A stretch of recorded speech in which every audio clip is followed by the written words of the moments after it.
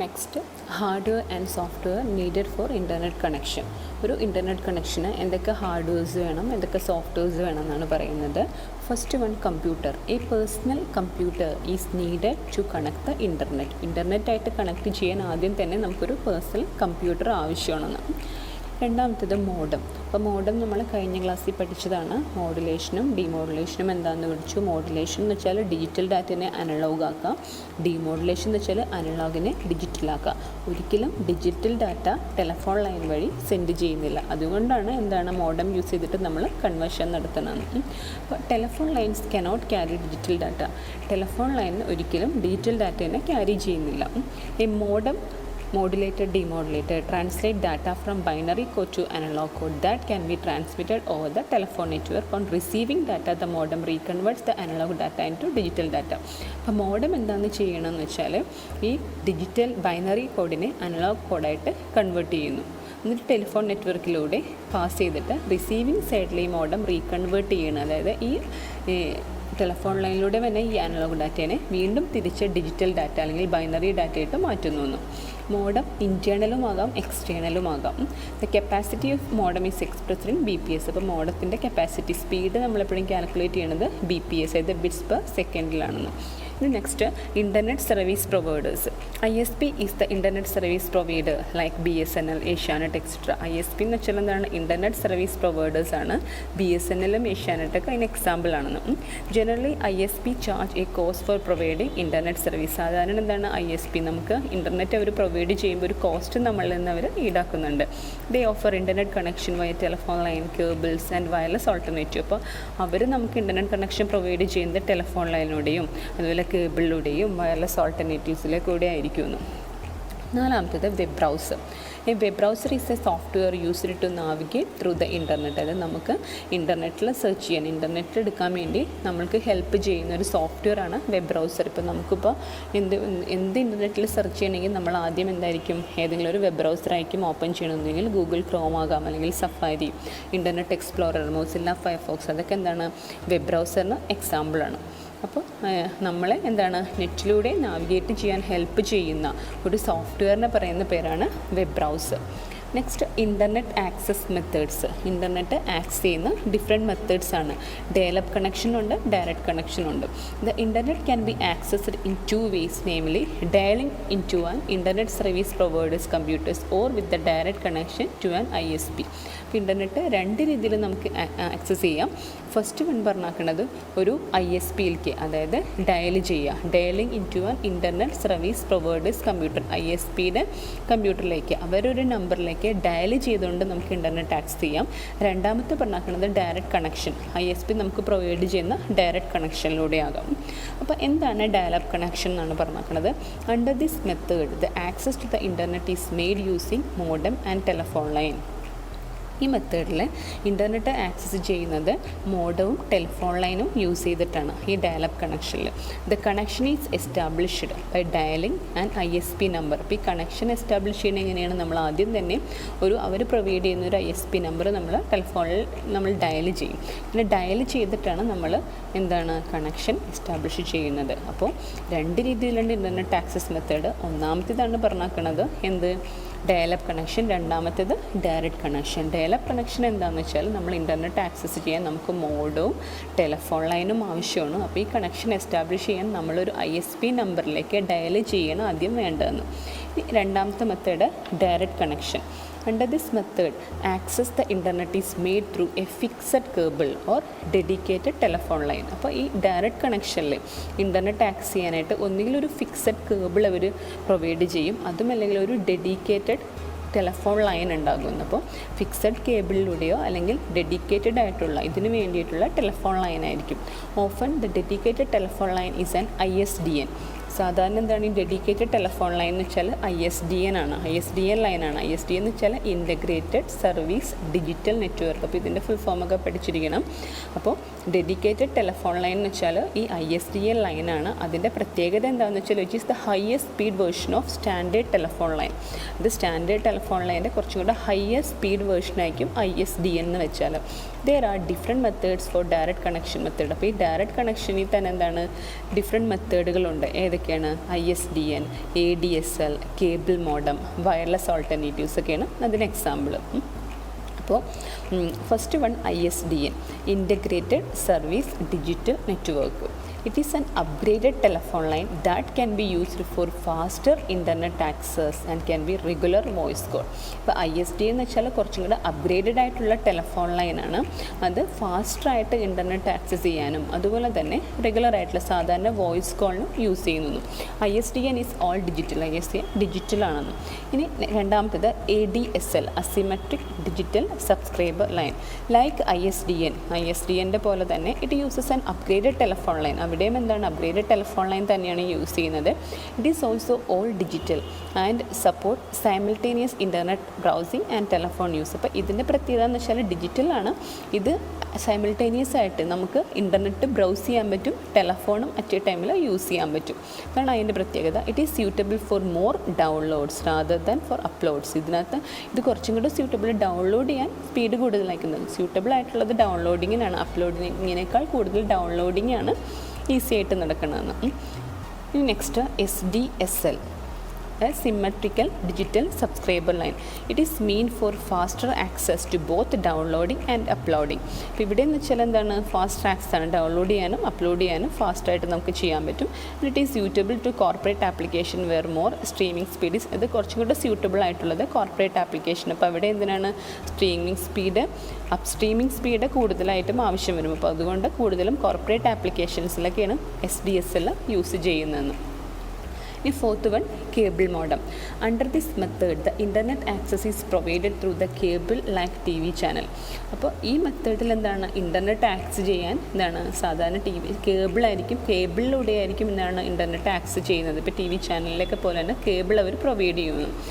As this networks are design to move information from broadcaster to customer. അപ്പോൾ ഈ network design ചെയ്താക്കണ രീതി എങ്ങനെയെന്ന് വെച്ചാൽ ഇൻഫർമേഷൻസ് ഒരു ഡയറക്ഷനിലേക്ക് മാത്രം, അതായത് ഒരു ബ്രോഡ്കാസ്റ്ററിൽ നിന്ന് കസ്റ്റമറിലേക്ക് എത്തുന്ന രീതിയിൽ വൺ ഡയറക്ഷൻ മാത്രമേ ഉണ്ടാവുള്ളൂ എന്ന്. Down stream speed are higher whereas up stream speeds are rather low. അപ്പോൾ down stream down stream speed വളരെ ഹയർ ആയിരിക്കും, പക്ഷേ അപ് സ്ട്രീം സ്പീഡ് ലോ ആയിരിക്കുന്നു. ഇനി wireless alternatives.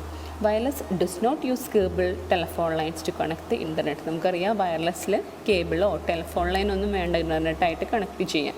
Instead it use radio frequency. അതിന് പകരം അത് എന്താ യൂസ് ചെയ്യുന്നത്? റേഡിയോ ഫ്രീക്വൻസിയാണ് യൂസ് ചെയ്യുന്നത്. റേഡിയോ ഫ്രീക്വൻസി വെച്ചിട്ടാണ്. Wireless is also always on connection and it can be access from anywhere. എപ്പോഴും എന്തായിരിക്കും? ഓൺ കണക്ഷൻ ആയിരിക്കും. അത് നമുക്ക് എവിടെ നിന്നും വേണമെങ്കിലും ആക്സസ് ചെയ്യാൻ പറ്റുമെന്ന്. Wifi is the most common application of wireless. Wifi എന്താണ്? ഒരു കോമൺ ആപ്ലിക്കേഷൻ. അതിനൊരു എക്സാമ്പിളാണ്. വയർലെസ് വെച്ചിട്ടുള്ളൊരു മോസ്റ്റ് കോമൺ ആപ്ലിക്കേഷനാണ് വൈഫൈ. ഇനി satellite connection. Satellite connection access the internet via satellites in earth orbit. Satellite കണക്ഷനിലൂടെ നമ്മൾ എന്താണ് ഇൻ്റർനെറ്റ് എങ്ങനെയാണ് ആക്സസ് ചെയ്യുന്നത്? അതായത് എർത്ത് ഓർബിറ്റിലുള്ള സാറ്റലൈറ്റിലൂടെയാണ് നമ്മൾ ഇൻ്റർനെറ്റ് ആക്സസ് ചെയ്യുന്നത് സാറ്റലൈറ്റ് കണക്ഷനിൽ. നമുക്കറിയാം നമ്മളുടെ എർത്ത് ഓർബിറ്റിൽ ഒരുപാട് ആർട്ടിഫിഷ്യൽ സാറ്റലൈറ്റ് ഒക്കെ ഉണ്ട്. അപ്പോൾ നമ്മുടെ കമ്മ്യൂണിക്കേഷന് വേണ്ടി ഹെൽപ്പ് ചെയ്യുന്ന എന്താണ് സാറ്റലൈറ്റുകളുണ്ടാകും. അപ്പോൾ ആ സാറ്റലൈറ്റിലൂടെ നമ്മൾ കമ്മ്യൂണിക്കേഷൻ നടത്തുന്നു. This connection is slightly slower as the data has to travel back and forth large distance from the surface of the earth to satellite. അപ്പോൾ ഇവിടെ വെച്ചാൽ കണക്ഷൻ സ്ലോവർ ആയിരിക്കും. കാരണം എന്താണ്?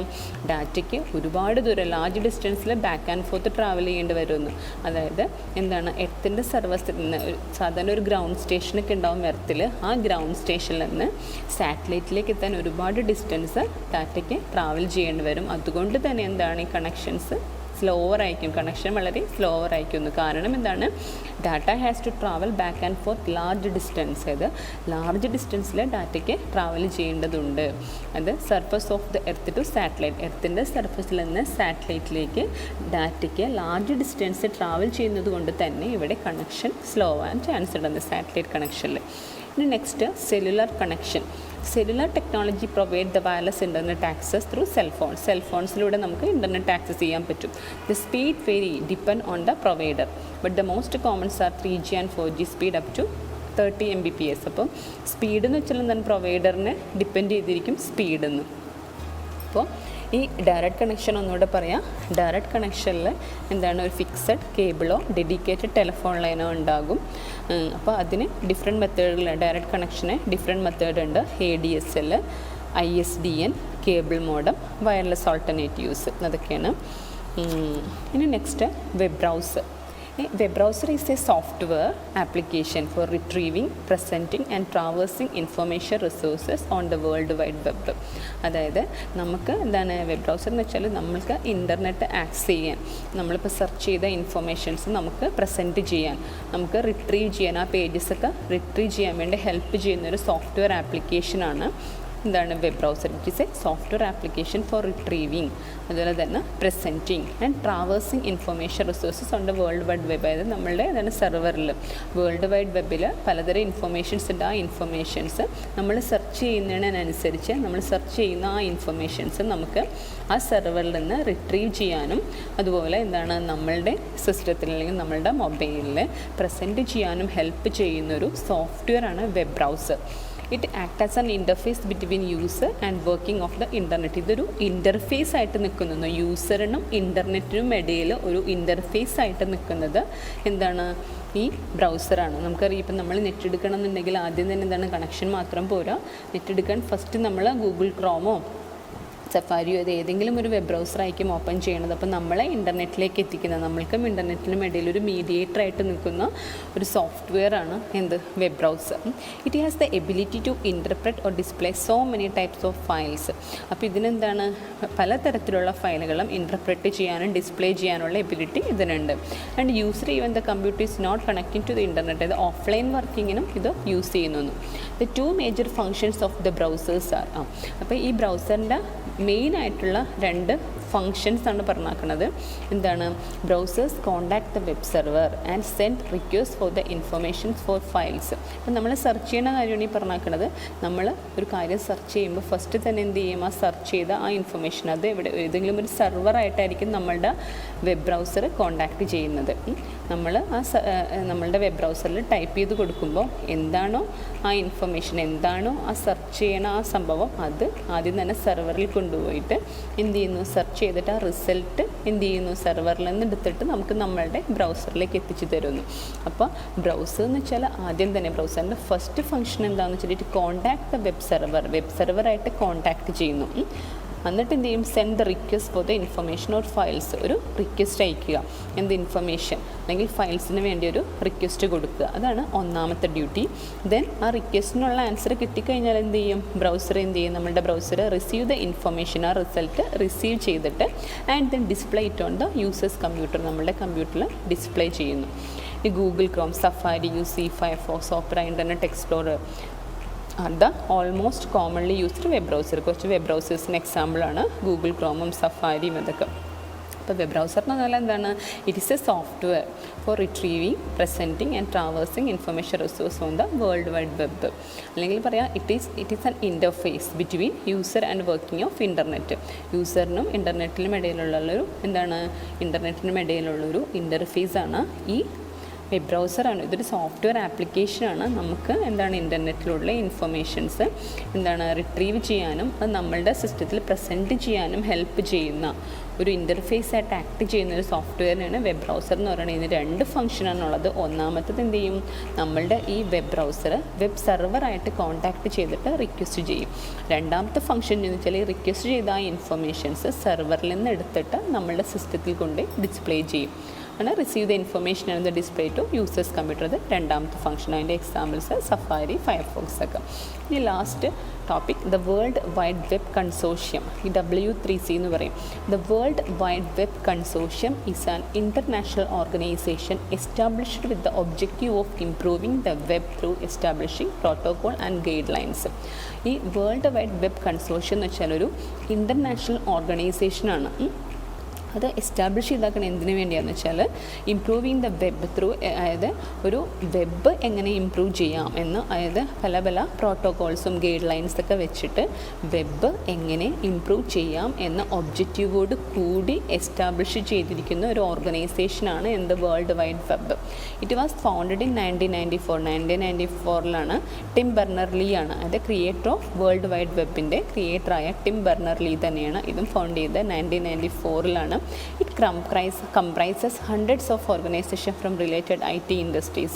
ഇതിനകത്ത് ഈ വേൾഡ് വൈഡ് വെബ് കൺസോർഷ്യത്തിൽ ഒരുപാട് ഓർഗനൈസേഷൻ ഇൻക്ലൂഡ് ചെയ്യുന്നുണ്ട്. അതിനകത്ത് IT ഇൻഡസ്ട്രിയിൽ നിന്നൊക്കെ ഒരുപാട് ഓപ്ഷൻസ് ഉണ്ടെന്നാണ്, ഒരുപാട് കമ്പനികൾ ഇതിനകത്ത് ഉണ്ടെന്നാണ് പറഞ്ഞാക്കുന്നത്.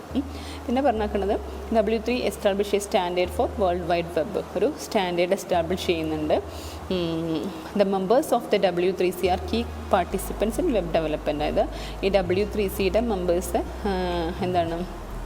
ഇതിൻ്റെ വെബ് ഡെവലപ്മെൻറ്റിൻ്റെ കീ പാർട്ടിസിപ്പൻസ് ആണ്.